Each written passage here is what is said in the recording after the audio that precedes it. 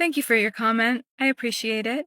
And if I may, I'm going to use your comment to launch into something that I think is really important when we talk about how feminism helps men.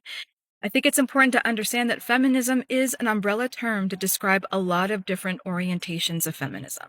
For example, not all feminism is created equal, nor is all feminism inclusive. For example, we have what is called trans-exclusionary radical feminism that wants to surmise that trans women aren't real women, nor do they want to acknowledge the fact they overemphasize the role in which biology plays and how we experience the world on a social level. And you see how this could fit in with the oppressive systems that are already in place. And it also is one that can actually amp up and also vindicate, like things on a federal judicial level, such as the Roe v. Wade, right? We're all just biological beings and biological machines. And there are a lot of people that really think that. I think that's problematic.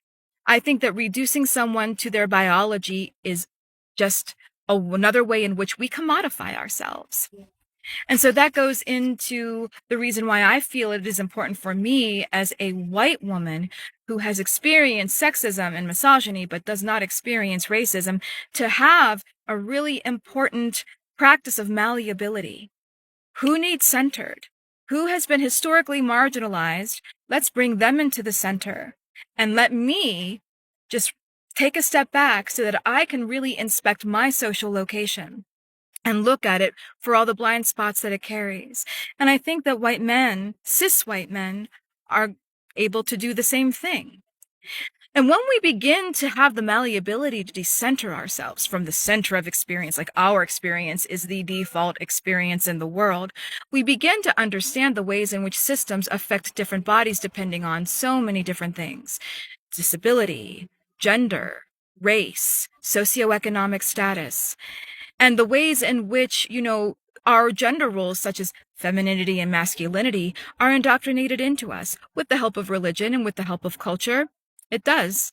And so feminism can help men by giving them an ability to practice a malleability to decenter themselves from the default experience. And not only that, but when you practice that malleability, you then begin to see the ways in which maybe your softness, maybe the things that aren't considered masculine, have been kind of conditioned out of you.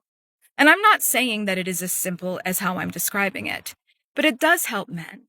And it helps men by helping them start to deconstruct their own experience. And that's a good thing.